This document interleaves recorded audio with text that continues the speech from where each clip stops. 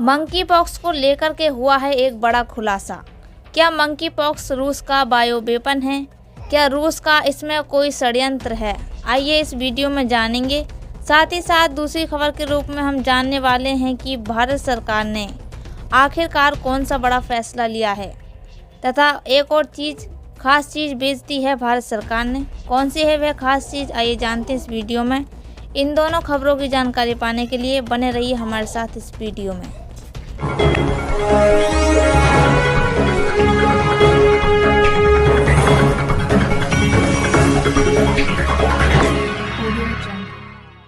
नमस्कार दोस्तों, स्वागत है आपका ग्लोबल न्यूज़ में। देश विदेश की तमाम खबरों को जानने के लिए आप हमारे चैनल को कर सकते हैं सब्सक्राइब। दोस्तों, सबसे पहले बात करेंगे पहली खबर की कि आखिरकार मंकी पॉक्स को लेकर के कौन सा बड़ा खुलासा हुआ है।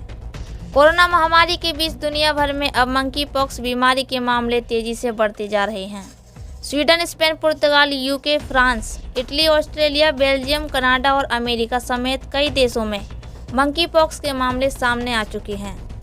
भारत में अभी तक इसका कोई मामला सामने नहीं आया है, लेकिन निगरानी बढ़ा दी गई है। यूरोप से लेकर अमेरिका तक कहर मच रहा है। मंकी पॉक्स को लेकर एक नया दावा सामने आया है। मीडिया रिपोर्ट्स के मुताबिक पूर्व सोवियत वैज्ञानिक कर्नल कर्नाट अलीवकोव ने एक इंटरव्यू में कहा है कि 1990 के दशक में सोवियत संघ मंकी पॉक्स को बायो वेपन के तौर पर इस्तेमाल करना चाहता था। अलीवकोव सोवियत संघ के टूटने से पहले तक बायोलॉजिकल हथियार प्रोग्राम के डिप्टी हेड थे। इस पर सवाल खड़ा हो गया है कि दुनिया भर में तेजी से फैल रहा मंकी पॉक्स क्या रूस का बायोलॉजिकल हथियार है? विश्व स्वास्थ्य संगठन के मुताबिक बायोलॉजिकल हथियार के जरिए कोई बैक्टीरिया, वायरस, फंगस का इस्तेमाल होता है। ऐसे हथियारों को इस्तेमाल करने का मकसद लोगों को बीमार करना होता है। कई मामलों में इससे मौतें भी होती हैं। इससे महामारी फैलने का खतरा भी बढ़ जाता है। इससे न सिर्फ इंसानों बल्कि पेड़ पौधों और जानवरों को भी नुकसान पहुंचता है। संयुक्त राष्ट्र के मुताबिक बायोलॉजिकल वेपन का दो तरह से इस्तेमाल हो सकता है। पहला वेपनाइज्ड एजेंट और दूसरा डिलीवरी में। ऐसे हथियारों का इस्तेमाल राजनीतिक हत्याओं के लिए किया जा सकता है, मवेशियों में इन्फेक्शन फैलाने और खेती की फसल को बर्बाद करने में हो सकता है, ताकि किसी देश में खाने का संकट और उसे आर्थिक चोट पहुंचाई जा सके। इससे बड़े पैमाने पर बीमारी फैलाई जा सकती है।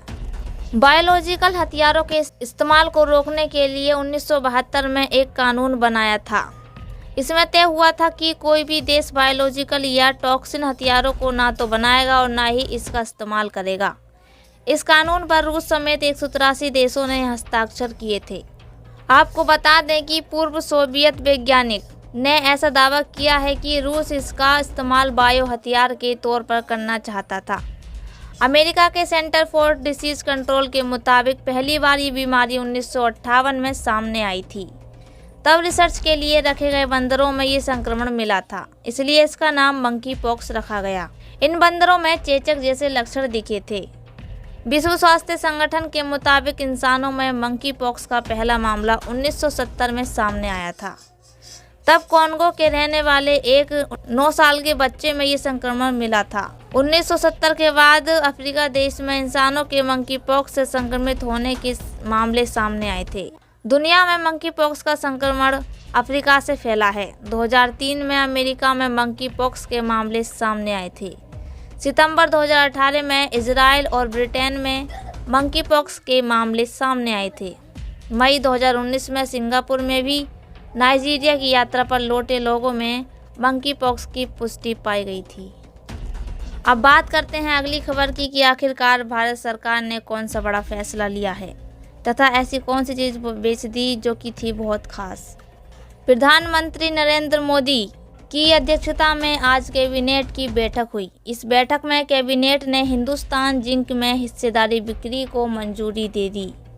सरकार हिंदुस्तान जिंक में अपनी पूरी हिस्सेदारी बेचेगी। इस सरकारी कंपनी में सरकार की हिस्सेदारी 29.54% है। हिस्सेदारी बिक्री से सरकार को लगभग 36,500 करोड़ रुपए मिलने की उम्मीद है। कैबिनेट की स्टेक सेल के फैसले से हिंदुस्तान जिंक का शेयर 7.28% चढ़ गया। बता दें कि पीएम मोदी ने जापान से लौटते ही कैबिनेट की बैठक ली। बता दें कि shipping corporation of India, Pawan Hans, IDBI bank और भारत पेट्रोलियम कॉरपोरेशन लिमिटेड की स्ट्रेटेजिक सेल में देरी हो रही है। सरकार ने वित्त वर्ष 2023 के लिए 65,000 करोड़ रुपए के विनिवेश लक्ष्य का अनुमान लगाया है। केंद्र ने चालू वित्त वर्ष में अब तक विनिवेश के माध्यम से लगभग 23,575 करोड़ रुपए जुटाए हैं। इसमें से 20,560 रुपये LIC के IPO से और 3,000 करोड़ सरकारी एक्सप्लोर ONGC में 1.5% की बिक्री से है।